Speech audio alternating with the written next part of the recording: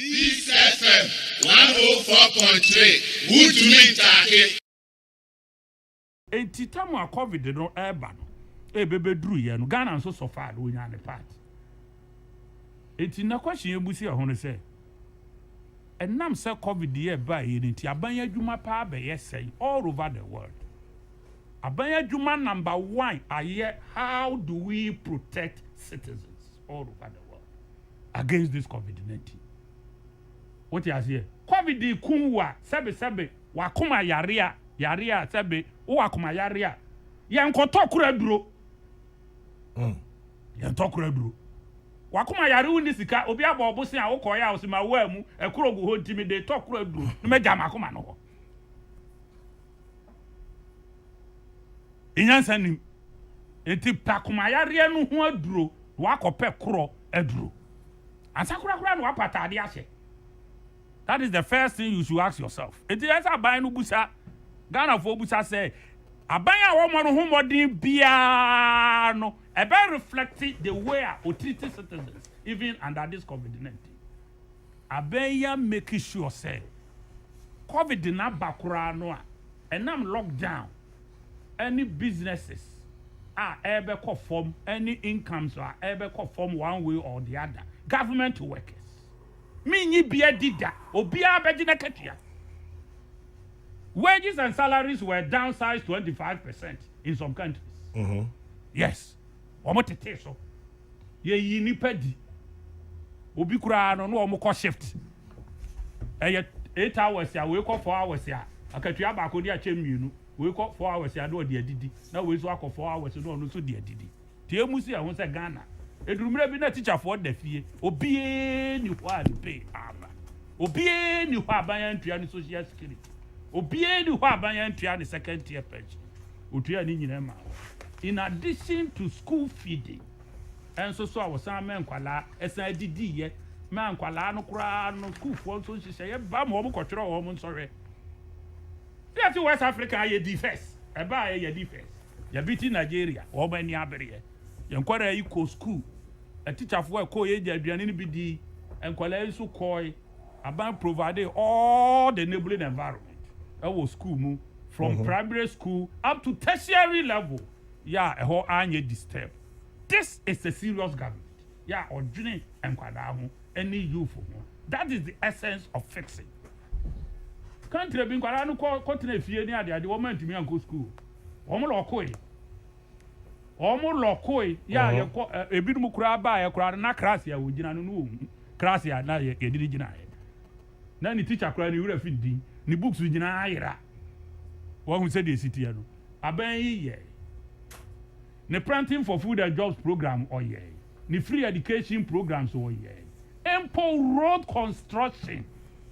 Where country be a friend Andorra. Tell my COVID ne ba ya no omoto. Ba omba ye jiri nyire tugu ye. Enti contractor de wa ye adwuma na duru bia no. Ni aba be hwe wa adwuma no. Ni ya ma cost to adwuma no. Na ya convert no to a loan to the government.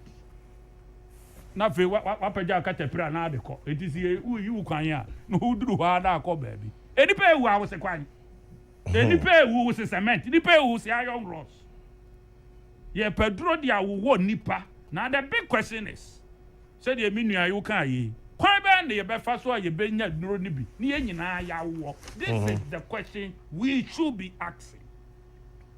Da ben ene nuro no beba enhihye ye wo ho ene say da ben ye be wo yen tranche 2 nie da ben de bi be ba me maame oti adroba donkoto asante atwema subua woti ase ye passing kere go solom wo mu nyina twebidi wonum su beje bia wo question aye wo se ebusi ho no ni ebusi a wo se die wo wia me nua fe na wo demo no wo ba beka ho asem enipa de he wo wu wia asan owu wia asa wo nkwa na wo wade countries bebre say it wugiri say countries ya covid ya say wo mu ye wo mu kabo mu anti wo mu ye yana wo mu nya hoden wie no wo mu nye nro yi wo no wo mu huri gina. Do you think German will sink? No. Nipa be nya hoden no wo mu dia build. So we must first look for the solution. se me nua oforiata me de kwan no kura de obeya eye addition se mi wu a me nsu kwan kwan mi wu a me nsu kwan obesu de nkwa me su nkwa ye so wo nkwa a wo wa de enti aduro no da be na ade bi beduru asante atuma subua enye da be na be ya asante atuma subua kwai ukoya asante atuma subua kwan na yare ni kokumu nipa nyina ede na no wa so koyi bubu ahye kwan makra academy ho no mu yi kwan na afi enipa wo nyina nya de bi ango no mu wu a na ensamanfo na ebetwi ede ai ne mo femfa de kwan so e ma ni nye yie eti abanko pe duro no bi breyen and indeed the government is putting in an effort, very serious effort ya wo de duro no bi eba to de duro no bi ba no. As for economy, there will always economy for us. Ebi kura de mo hwehwe ni ne kura no bi na chena ye be hwehwe no kura eniema besesa ye wie no ni ye hwese fix do aye ka no kwa be me hwe eniema bi na ye mawere ho me hwe Ghana ha pa na fe mi hu say category of citizens be entua tax no me busa me ho say how can you fix a country when lawyers womo practice good standing entua income tax bebre entua chartered accountants of my type womo private firm entua consultants senya banye adwuma private contractors womo see private buildings say yaban building dey obetua because ebia no dey better source